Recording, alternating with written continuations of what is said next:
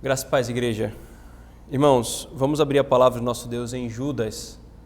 Nós retomaremos a exposição de Judas, conforme nós havíamos iniciado anteriormente. Fizemos uma breve pausa para tratar expositivamente alguns tópicos, alguns temas importantes para nosso coração. E agora nós retornaremos à exposição da epístola de Judas. Hoje, queridos, nessa exposição, nós veremos o versículo 4 apenas, porém nós vamos ler agora do versículo 1 ao versículo 4 para nos lembrar do que foi afirmado anteriormente. E na introdução tentarei fazer essa breve recapitulação. Crianças, a palavra que vocês vão contar, filhos da aliança, é falso ou falsos, tá bom? Tanto no singular quanto no plural, vocês podem contar falso ou falsos. E não conta a leitura da palavra e nem a oração, só o que for falado no sermão, tá bom?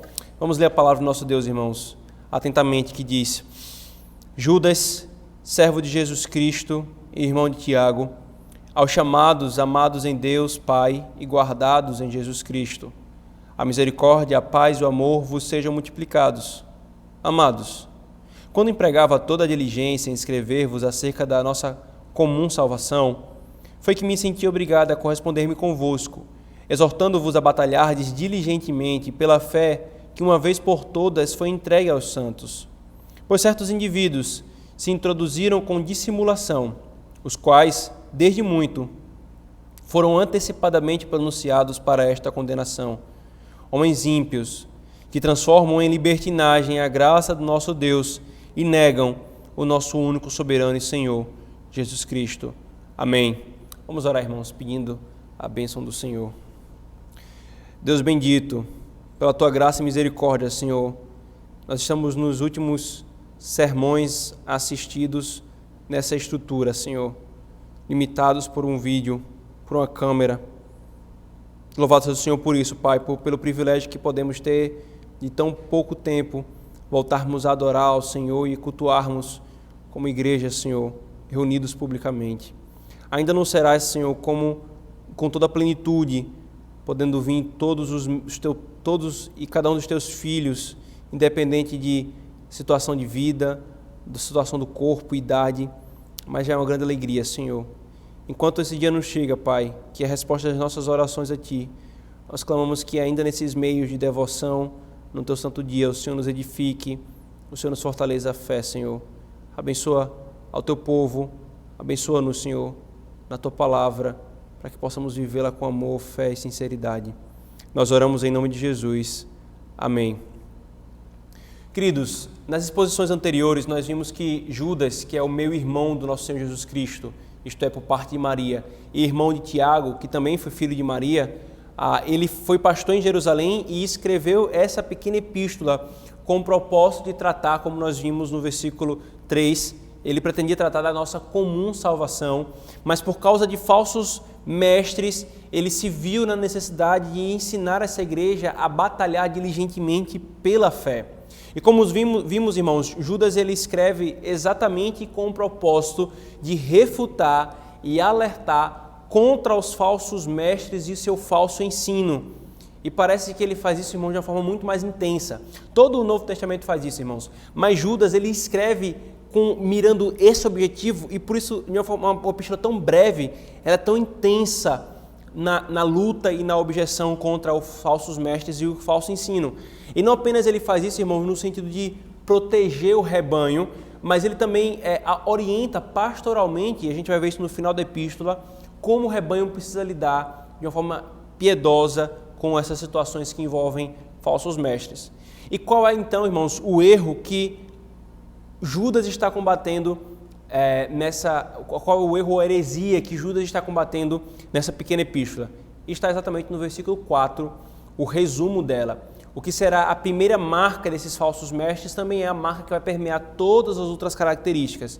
Ele diz: pois certos indivíduos se introduziram com dissimulação, os quais desde muito foram antecipadamente pronunciados para esta condenação, homens ímpios que, e aqui o ensino, transformam em libertinagem a graça de nosso Deus e negam o nosso único soberano e Senhor, Jesus Cristo. Irmãos, essa é a primeira marca desses falsos mestres e, como eu falei, Judas elencará outras marcas e essa marca permeará todas as outras marcas que Judas levantará, estará por trás delas. E qual é o erro então, irmãos? Especificamente, que ele está se referindo aqui como uma base de um edifício do falso ensino desses falsos mestres. O erro, irmãos, aqui é uma espécie do que nós chamamos de antinomianismo, né? Que transforma a liberdade em licenciosidade e repudia a soberania de Cristo.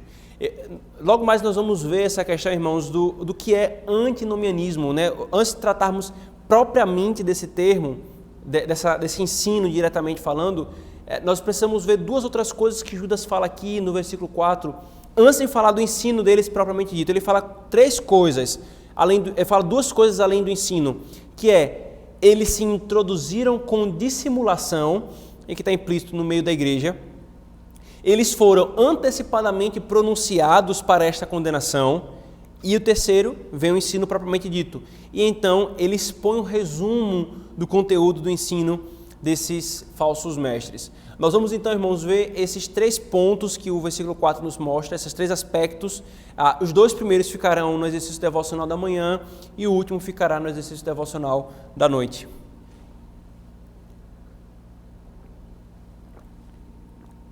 Primeiro, irmãos, Judas diz no versículo 4, pois certos indivíduos se introduziram com dissimulação.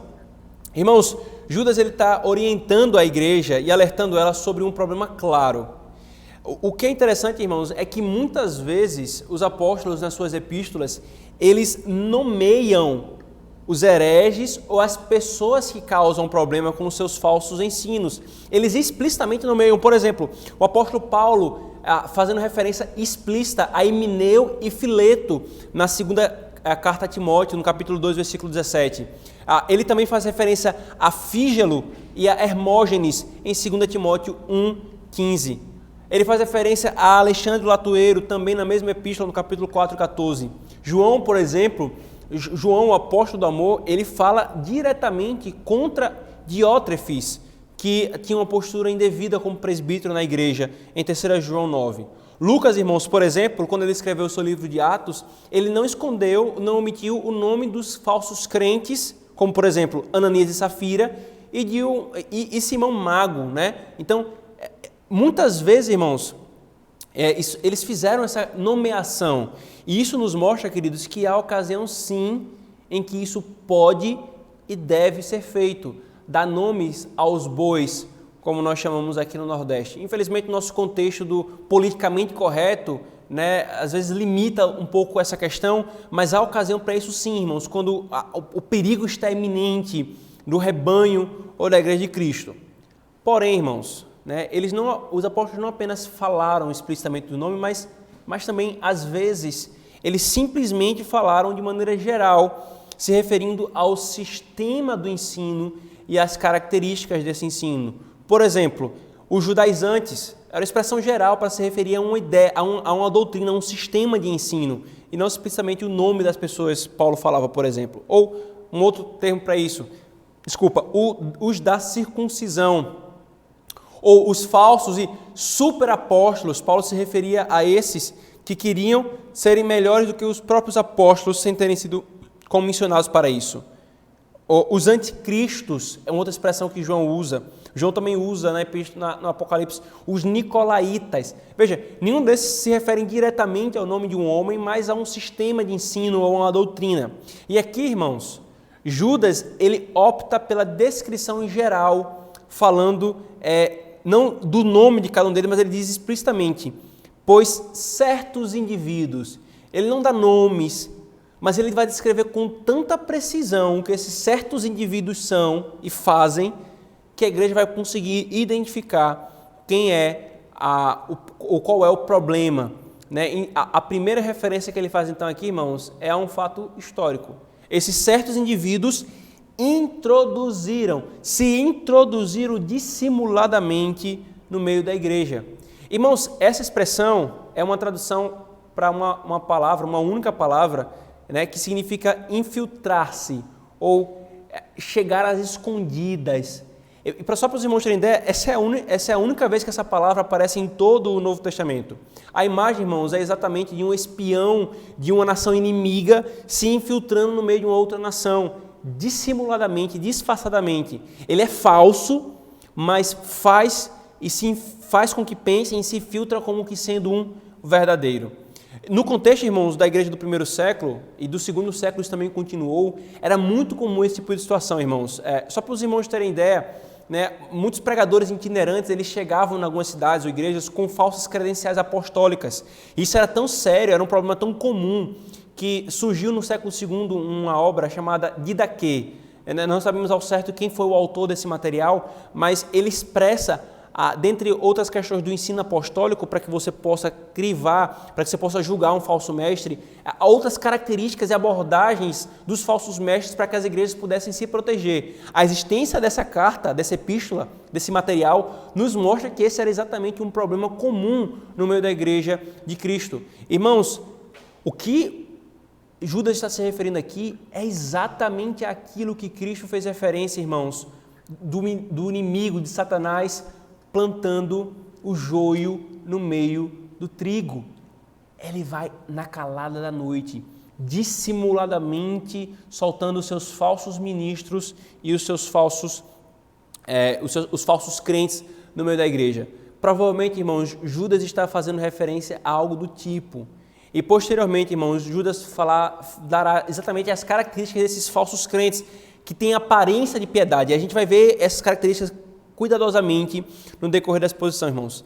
Ou seja, esse introduzir-se dissimuladamente pode se referir exatamente a uma entrada pública na comunidade dos crentes, sabendo eles mesmos, aqueles que estavam se introduzindo, que eles não eram crentes, que eles eram falsos crentes. Irmãos, aqui nós temos uma aplicação muito clara para nós enquanto igreja local. Faz parte, irmãos, da nossa... faz parte da nossa igreja local, faz parte da nossa eclesiologia presbiteriana, né, o aceitar membros na igreja local, todos quanto professam a fé e manifestam minimamente uma vida cristã. Não nos cabe, irmãos, como em outras visões eclesiológicas, ter uma certeza cabal, né? Algumas tradições eclesiológicas de doutrina de eclesiologia, eles só aceitam determinadas pessoas na igreja se eles têm certeza que a pessoa é crente, é salva. E aqui é muito complexo esse tipo de julgamento, esse tipo de abordagem. O presbiterianismo nunca caminhou por esses passos. O que nós reconhecemos é aquilo que o Pacto da Graça diz, os meios externos que expressam a introdução dessa pessoa no Pacto da Graça, a profissão de fé, o arrependimento, uma vida mudada e transformada minimamente, né, visto que o novo convertido está caminhando ainda no sentido de amadurecimento. Então, tendo isso, irmãos, uma pessoa ela pode já ser aceita na igreja local. E embora, irmãos, a doutrina das evidências da salvação seja útil, e importante, ela não é suficiente para fazer essa seleção de quem entra, quem não entra. Dito isso, irmãos, dito essas ressalvas importantes, é importante deixar claro, sim, queridos, o cuidado que se deve ter na recepção de membros. Muitas igrejas, irmãos, e conselhos lidam com essa questão da recepção de membros de uma forma irresponsável, batizando ou recebendo todos sem a devida caminhada prévia, sem o mínimo certificar-se da fé e da vida cristã num determinado indivíduo. E às vezes, irmãos, fazem isso por motivos escusos, apenas para aumentar número ou coisas do tipo. O mínimo de caminhada, irmãos, o mínimo tempo de caminhada para isso é importante nesse processo, tanto para o bem da pessoa que está sendo recebida, quanto para o bem da igreja que recebe. Isso é o que a sabedoria diz. E esse tipo de problema que a igreja enfrentava no primeiro século, irmãos, nos mostra que essa cautela é importantíssima. O discipulado, as conversas, o caminhar junto, o vida na vida. E por que isso, irmãos, é tão importante? Dentre outras razões, irmãos, está exatamente o evitar, no tocante ao papel dos presbíteros, a entrada precipitada e dissimulada de pessoas na igreja de Cristo que podem ocasionar perturbações. Não é a suspeita pela suspeita, irmãos, isso aqui seria pecado. mas é o cuidado que no final, para todos, redundará em muitos benefícios. A dissimulação pode até passar por esse crivo, mas o esforço foi feito para que houvesse um benefício para a pessoa que está sendo recebida, quanto para a igreja que está recebendo. E graças ao Senhor, irmãos, louvado seja Ele por isso. A nossa igreja local tem crescido com irmãos maravilhosos e amados, que têm se achegado a ela por conversão ou por decisão de fazer parte dessa igreja local. E proceder dessa forma, irmãos, tem fomentado no uso dos meios uma unidade doutrinária, um amor e um compromisso, um envolvimento sincero de muitos irmãos, queridos, para o benefício de toda a igreja de Cristo. Esse é o primeiro ponto, irmãos. Primeira característica, eles se introduzem dissimuladamente. E aí vem então a segunda questão. Eles foram antecipadamente pronunciados para esta condenação.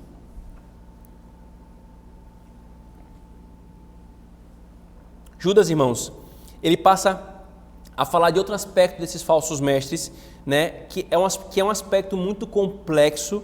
Ele tem a sua complexidade e muitos têm dificuldade com eles, mas ele fala claramente, irmãos, eles foram antecipadamente pronunciados para esta condenação. Esta condenação é toda a condenação que ele vai descrever a partir do versículo 5.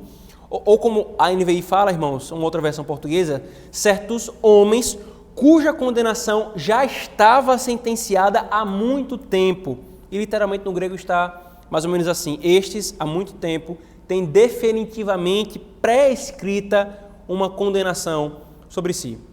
Irmãos, o que Judas está falando aqui, irmãos, a doutrina que Judas está recorrendo aqui é a que ficou conhecida na doutrina, na teologia cristã como a doutrina da dupla predestinação. Deus não apenas elege aqueles que vão gozar do benefício eterno da sua graça, gozar da sua graça no tempo e da sua benevolência eterna, mas também Ele pré-ordena, Ele separa, entregando os homens a si mesmos e determinando que eles irão ser condenados por seu próprio pecado.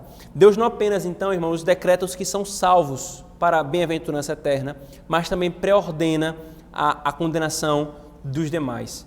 Irmãos, é uma doutrina complexa, difícil, mas ela é afirmada. Ele expressa claramente a condenação deles há muito tempo. E essa expressão aqui, irmãos, não é para dizer que foi há alguns meses, há anos, mas muito tempo antes, remetendo até uma questão para longe deles mesmos, do tempo deles.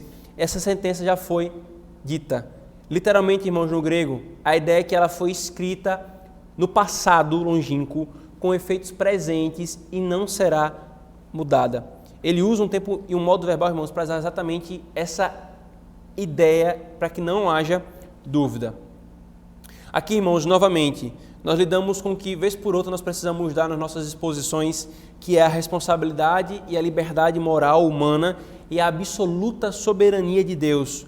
O ponto que está por trás aqui, irmãos, da fala de Judas é que ninguém é condenado injustamente e ninguém é salvo merecidamente. Esse é o ponto da base da eleição, irmãos. E, por consequência, se Deus elege alguns, outros Ele decreta, pré-ordena para a condenação, para a manifestação da sua glória em sua justiça. Como a nossa confissão de fé muito bem fala, irmãos, precisa e acertadamente, no capítulo 3, seção 3ª, pelo decreto de Deus e para a manifestação da sua glória, alguns homens e alguns anjos são predestinados para a vida eterna e outros pré-ordenados para a morte eterna. E com isso, irmãos, Deus é glorificado de uma forma que nos escapa à compreensão. Mas não é porque nos escapa à compreensão, irmãos, que nós devemos negar o que é afirmado. A Escritura afirma claramente, nós afirmamos, entendemos naquilo que é revelado e no que não é revelado nós descansamos. Nós não podemos afirmar se isso é afirmado. E o ponto aqui, irmãos, dessa doutrina que o Judas está usando aqui, é que os falsos mestres estão no grupo de destinados para a condenação. Mas isso não é algo injusto da parte de Deus, irmãos. Eles dão provas de que isso não é injusto. E toda a epístola de Judas é para mostrar isso. A condenação deles já está pré-determinada.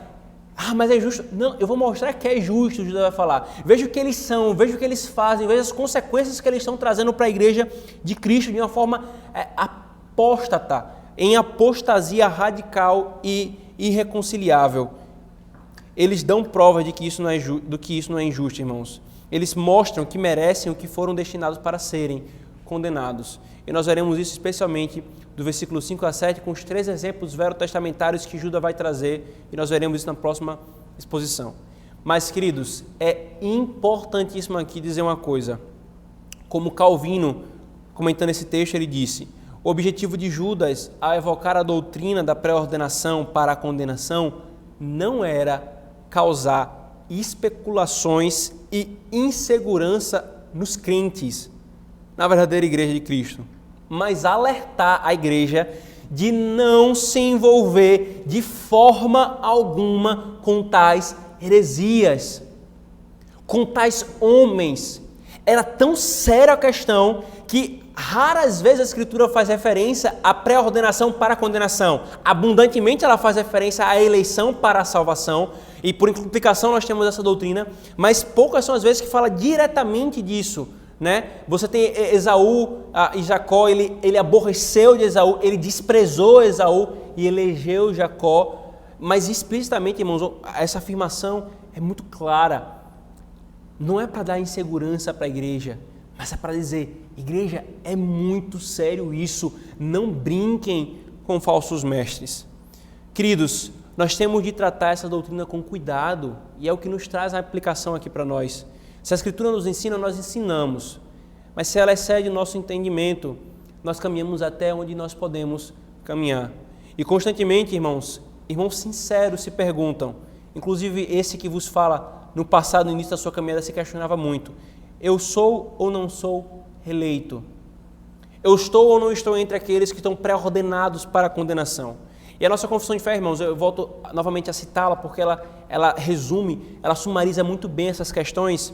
A partir de vários textos, ela diz: a doutrina deste alto mistério de predestinação deve ser tratada com especial prudência e cuidado, a fim de que os homens, atendendo à vontade revelada em sua palavra e prestando obediência a ela, possam, pela evidência da sua salvação, da sua vocação eficaz, certificar-se de sua eterna eleição. Assim, a todos os que sinceramente obedecem ao Evangelho, esta doutrina fornece motivo de louvor, reverência e admiração de Deus, bem como de humilde diligência e abundante consolação.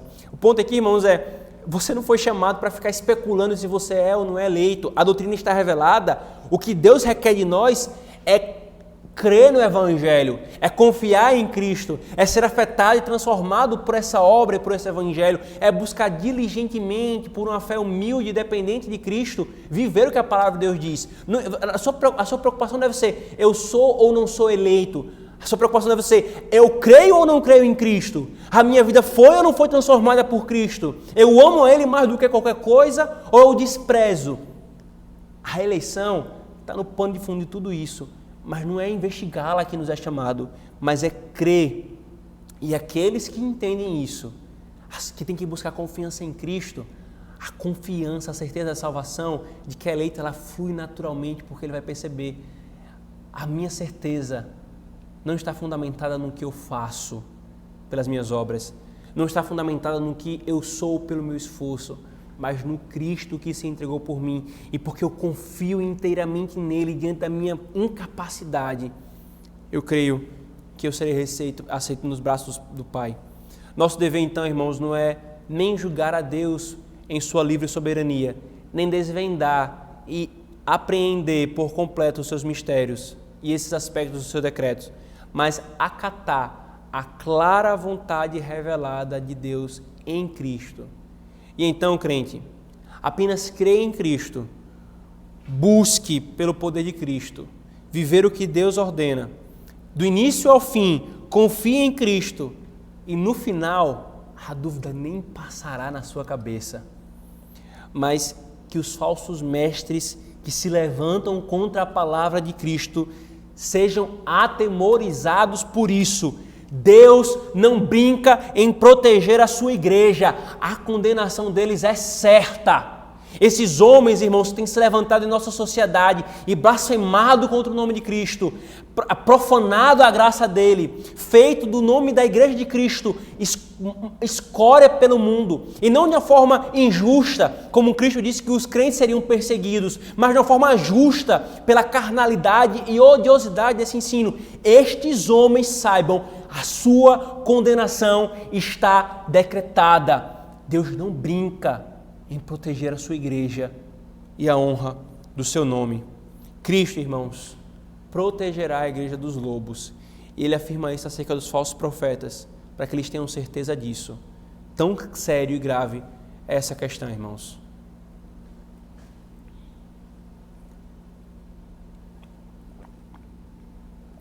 Por isso, igreja, não brinquem com falsos mestres. Não deem audiência a eles. Não assistam nem um pouquinho dos seus sermões, nem um pouquinho dos seus programas televisivos, nem um pouquinho dos seus livros, porque isso é muito sério.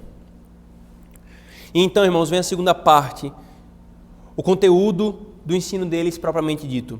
Depois, irmãos, de nos dar essas duas descrições gerais, Judas passa então a falar e a especificar o conteúdo do ensino deles. Finalzinho do versículo 4, ele diz: estes homens ímpios que transformam em libertinagem a graça de nosso Deus e negam o nosso único soberano e Senhor Jesus Cristo. Como eu disse, irmãos, essa é a primeira marca dos falsos mestres aqui em Judas e que vai permear, essa marca vai permear todas as outras marcas, a sua impiedade, a sua libertinagem. O que ele está falando aqui, irmãos, é que eles transformam em libertinagem a graça. A palavra para transformar aqui, irmãos, no grego, ela significa mudar, no sentido de transpor, de algo que é tomado inicialmente e é tão desconfigurado, tão desfigurado, melhor dizendo, que se transforma em outra coisa. O resultado não tem nada a ver com o original, mas passou longe dele. Eles começam com uma graça,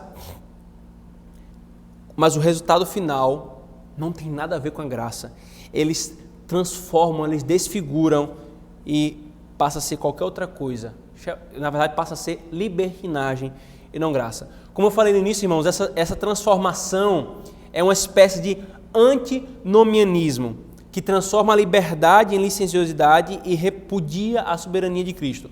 Antinomianismo, irmãos, é uma expressão teológica que foi cunhada, que significa literalmente contra a lei. Né? Antinomiano é alguém que é contra a lei.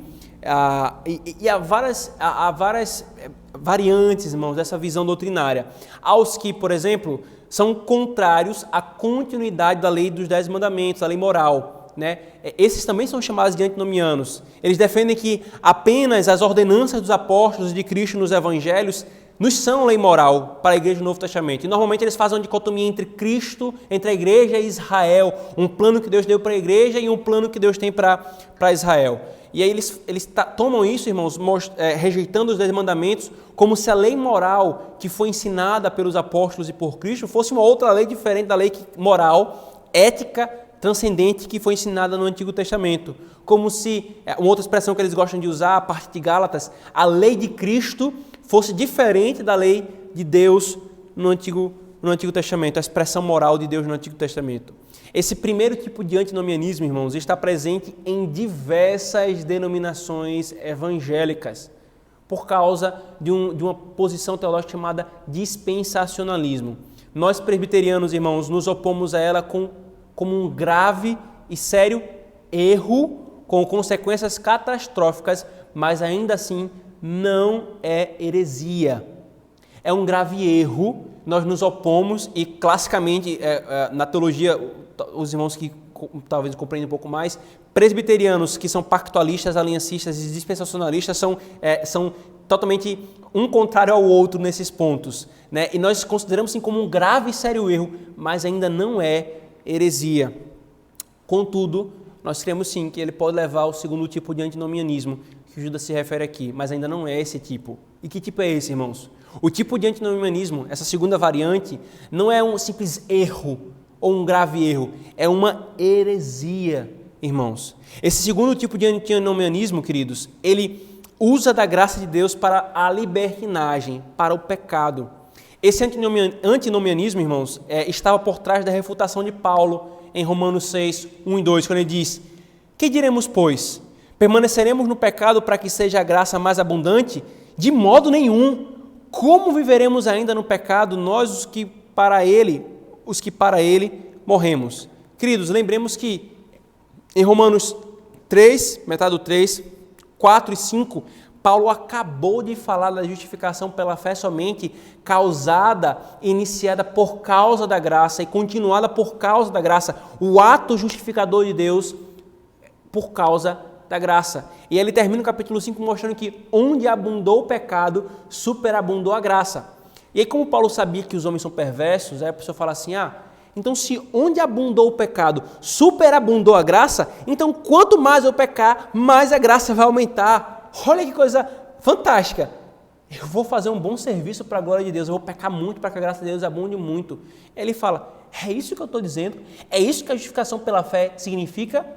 De maneira nenhuma. Nós não podemos nos entregar ao pecado porque nós estamos unidos a Cristo. Cristo morreu para o pecado e nós morremos com Ele. A graça não leva a uma vida licenciosa. Esse antinomianismo, irmãos, é o impulso natural dos homens que não foram afetados pela graça, mas querem fazer uso perverso e impróprio dela. Eles pensam, irmãos, que a graça leva à licenciosidade. Se é pela graça e não pela lei, já não há mais obediência, já não é mais necessária a obediência. Eles não simplesmente negam os 10 mandamentos como lei moral, irmãos. Eles negam qualquer lei, eles negam qualquer necessidade de obediência na vida cristã. Eles não compreendem, irmãos, a graça. Com isso, eles, por negarem a necessidade de obediência, eles negam, como Judas diz, o nosso único soberano e Senhor, Jesus Cristo. Ou seja, irmãos, em última análise, o que dizem é como se não devessem obediência a Cristo. Cristo é o Salvador gracioso, mas não é o Senhor soberano que exige obediência. Ele te aceita, e é comum você ouvir esse tipo de fala na boca de alguns desses, ele te aceita como você é. E quer que você continue como você é, como você quiser. Às vezes eles não falam isso explicitamente, mas o seu ensino revela isso. Basta você ir em algumas igrejas que o indivíduo entra de um jeito, ele é afagado, ele é acariciado, é aquele negócio, aquele espetáculo, aquele show, aquele oba-oba, mas ele continua com a mesma vida ímpia, nunca passou por uma conversão. Como Calvino explicou, irmãos, com tal antinomianismo, Cristo é negado quando aqueles que foram redimidos por seu sangue se tornam novamente vassalos do diabo. Para que Cristo possa nos manter como seu tesouro peculiar, devemos lembrar que Ele morreu e ressuscitou por nós, para que Ele possa ter domínio sobre nossa vida. Irmãos, toda a obra maravilhosa de Cristo foi para nos tirar tanto da condenação do pecado, quanto do domínio do pecado. É ultrajar a Cristo, ensinar ou praticar a licenciosidade ou frouxidão moral a partir da graça. É negar que Cristo é soberano, Senhor. É soberano e Senhor. Ele é o nosso Salvador, irmãos, quando nos livra da condenação do pecado. E Ele é o Senhor quando nos tira o domínio do pecado e nos coloca sob o seu domínio. Ele não nos liberta para que nós vivamos como um passarinho que voa livre, independente, autônomo. Não, Ele nos liberta para que sejamos submissos a Ele. Não é a liberdade, nunca é absoluta, irmãos. Os homens procuram tanto a liberdade absoluta, mas na verdade estão procurando a autonomia.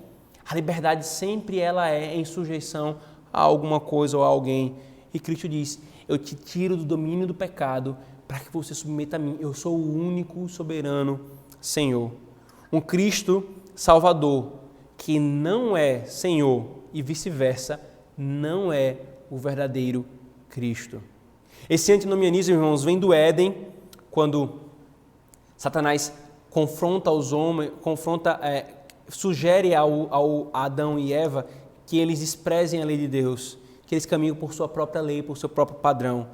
passa pela era apostólica, passou pela época dos reformadores, dos puritanos e está até hoje, irmãos. John Flavel, um puritano presbiteriano inglês, em uma obra em que ele escreve exatamente contra o antinomianismo, uma obra só para tratar disso, ele diz o seguinte, inclusive citando Judas 4, nada é mais oposto à frouxidão moral do que a livre graça de Deus.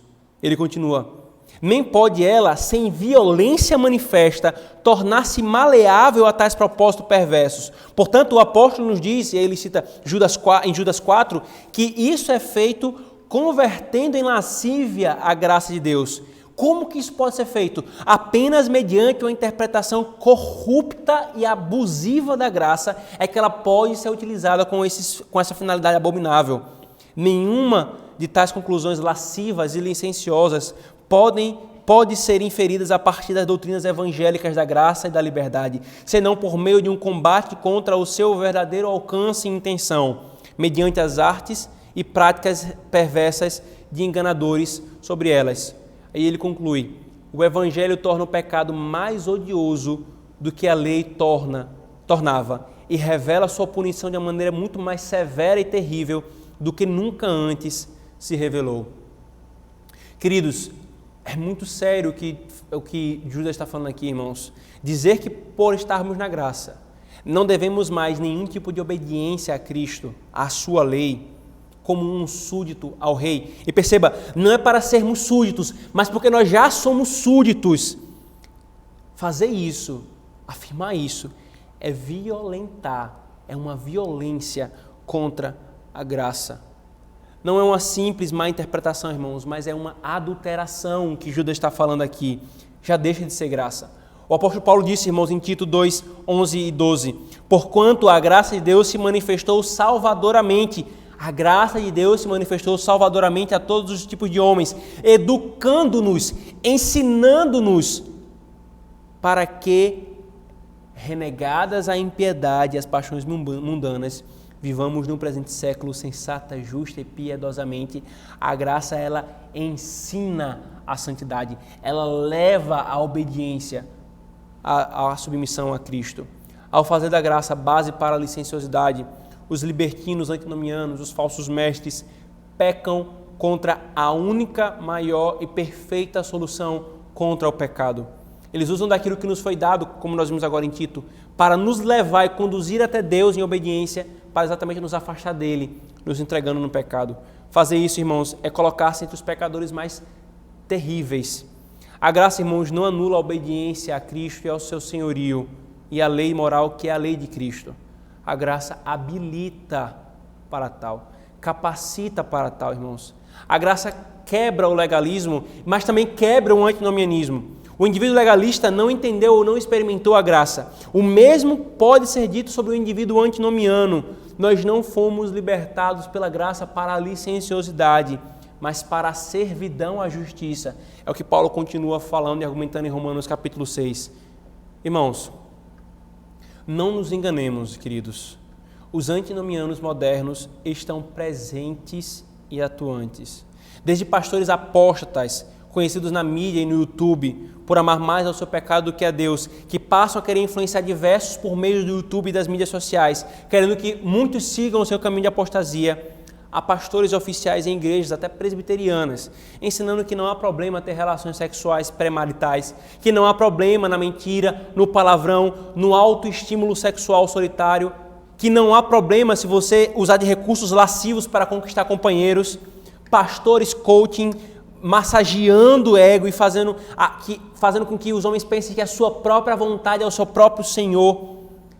E pastores e membros de igreja que usam da graça e da misericórdia como pretexto para fragilizar a necessidade de arrependimento, de disciplina eclesiástica e de mudança de vida. Ou ainda, jovens em muitas igrejas cuja maneira de lidar com o mundo tem produzido com o que o mundo tem produzido em sua apostasia cultural, não é de forma antitética, mas como quem bebe de golada. É androgenia, é feminismo, é marxista, é festas sensuais e tudo isso sob a égide da graça comum. Isso não é a maravilhosa doutrina da graça comum, embora eu prefira chamar essa doutrina por outro nome, mas isso é sim mundanismo. Não é graça de Deus, mas é uma violação grosseira da graça para a libertinagem, irmãos. Estes são os mesmos que são rápidos em chamar os que se opõem a tais adulterações da graça de neopuritanos, de arcaicos e de radicais. Eles estão prontos. Quando alguém se levanta contra isso, você é radical, você é fariseu, você é neopuritano. Claro que essas questões são muito mais amplas, irmãos, mas normalmente essas coisas estão na boca destes. Isso não está longe de nós, irmãos. Não é algo do passado, nem do tempo dos reformadores, e nem do tempo só de Judas. Nada é mais pestilento do que homens que usam da graça para o pecado, e a nossa geração está cheia, irmãos. E é um desastre cataclísmico quando os tais ocupam ofícios na Igreja de Cristo.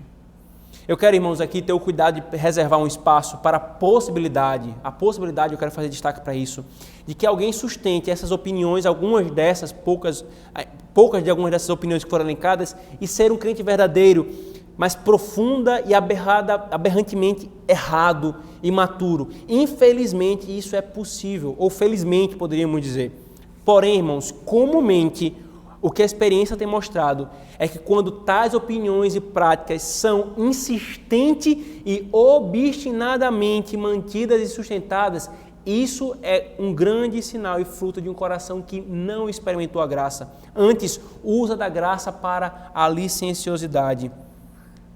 Ainda, irmãos, é importante falar algo aqui, porque, curiosamente, nós reformados somos acusados de libertinos pelos romanistas e por outros grupos evangélicos, dizendo que o nosso sola gratia conduz os homens à libertinagem pela doutrina que nós defendemos e sustentamos, ensinada pela Escritura Sagrada, irmãos. Talvez você, crente presbiteriano, já tenha ouvido ou sido acusado disso, ou você que está ouvindo já tenha acusado algum presbiteriano ou reformado disso. Porém, irmãos, apenas ignorância e legalismo pensaria que o que os reformados ensinam a partir da Escritura sobre graça, e que a livre graça de Deus, do começo ao fim, começa e termina a obra, é a graça que justifica, capacita e empurra os homens ao arrependimento, ao temor, à obediência e à santidade. Apenas a ignorância e o legalismo faria com que alguém pensasse algo do tipo com relação à doutrina reformada, que nós cremos que é ensinar na Escritura Sagrada sobre graça. Essas coisas, irmãos, se essas coisas, temor, obediência e santidade não estão presentes, a pessoa não experimentou a graça. Não há graça. Ainda, irmãos, não é misturando obras com graça que nos protegeremos da libertinagem, como os romanistas e outros o fazem, colocando uma do lado da outra. A graça faz uma parte e as obras fazem outra. Porque se eu deixar um pouquinho, se eu deixar os homens na segurança da graça, eles vão ser relapsos, eles vão ser frouxos. Isso é um pensamento antinomiano. A graça não leva a isso. A verdadeira graça leva à obediência. E não é colocando um pouquinho de graça com um pouquinho de obras. Deus iniciou, Deus infundiu uma graça inicial, corra atrás. Se nós ensinarmos isso para os homens, então eles vão ser sérios na busca da santidade, porque disso vai depender a eternidade deles. Isso é ultrajar a obra de Cristo, porque a verdadeira graça que começa a obra e termina a obra e não tem espaço algum para a base da obra humana, de qualquer mérito de qualquer outro, senão o de Cristo, essa graça, ela conduz necessariamente à mudança de vida e à santidade. Esse pensamento legalista de graça mais obras tem a mesma natureza do pensamento antinomiano. Eu estou na graça, eu posso me entregar ao pecado. O legalismo parte do mesmo pressuposto. Se nós não colocarmos obras, os homens vão pegar a graça e vão levar ao pecado, porque eles não entenderam a natureza da verdadeira graça. E no fundo, irmãos, quem favorece a libertinagem, curiosamente, é o sistema que inventou obras de superrogação, penitências frívolas, purgatório e atos externos instituídos de poder e autoridade divina que nada servem para refrear a carne. Muito pelo contrário, são usados exatamente para se jogar na carnalidade. Basta ver quais são os grandes municípios que celebram grandes carnavais, festas da carnalidade. O que predomina no nosso interior do Rio Grande do Norte, por exemplo? Uma religião que inventou essas coisas. Os homens se entregam à carne e depois é só fazer essas obras externas que está tudo bem, que eles se preparam para a Páscoa. Queridos, diante de tudo isso que Judas nos ensina sobre os falsos mestres em sua libertinagem. Primeiro, irmãos, fujamos dos libertinos, quer ministros, quer os que são apenas membros de igreja. Não comungue com estes. Não nos cabe, irmãos, julgar se são crentes ou não. Pelas evidências poderíamos concluir coisas, mas não nos cabe decretar, bater o martelo. Não é assim que essas coisas procedem. Há muita coisa a ser considerada nessa questão e não é nosso papel fazer essa sentença. Mas, irmãos, sob tais sinais, nos é dever manter distância, pela seriedade do que Judas está falando aqui, irmãos, até que se prove o contrário destes. Segundo, queridos, tenha você mesmo uma visão correta da graça. Certifique-se de que você experimenta a graça verdadeiramente, que essa graça te justificou e continua capacitando você para a santificação, que essa graça transforma e tem transformado a sua vida. Não abrace uma visão de graça nem legalista, achando que você precisa complementar com obras alguma coisa, ou que é pelo seu esforço que você faz algo, e nem com a visão antinomiana de desleixo e de desprezo pela santificação. Não lidemos dessa forma, mas lidemos com a graça de uma forma evangélica, isto é, centrada no Evangelho, centrada em Cristo. A graça que justifica e que pelo poder de Cristo e do Espírito nos santifica. Não será a graça que leva à licenciosidade. A primeira marca dos falsos mestres, irmãos, é a libertinagem e o antinomianismo, que nega o senhorio de Cristo. Mas o crente verdadeiro, que experimentou verdadeiramente a graça de Cristo, se submete em obediência ao Senhor Jesus, procurando uma vida diligente de santificação. Ainda que tropece, mas o seu desejo é viver a santidade. Os falsos mestres desprezam isso, mas os verdadeiros crentes e ministros amam isso. Oremos, irmãos. Senhor Deus, tenha misericórdia de nós, Senhor, a Tua igreja, e livra-nos, Senhor, de, ainda que em pequenas porções, abraçarmos essas verdades que esses falsos mestres ensinavam aqui nos dias de Judas, Senhor. Acharmos que a graça nos leva ao pecado, acharmos que podemos pecar, que não tem problema, é só se arrepender, lidarmos com essas coisas de uma forma leviana, de uma forma adúltera, Senhor, adulterando a Tua graça. Que nós também, Senhor, resistamos aos homens ímpios, nos apartemos aqueles que se dizem crentes, mas são abertamente licenciosos e defendem posições morais totalmente condenáveis pela Tua palavra, Senhor. Se esses são crentes mesmo, Senhor, arrebata-os do seu engano e da sua prática perversa e defesa de ideologias perversas, Senhor. Protege-nos, Senhor, e guarda-nos no Teu nome, sustentados pela graça, não pelo nosso mérito, força ou capacidade, mas por Ti. Nós oramos em nome de Jesus. Amém.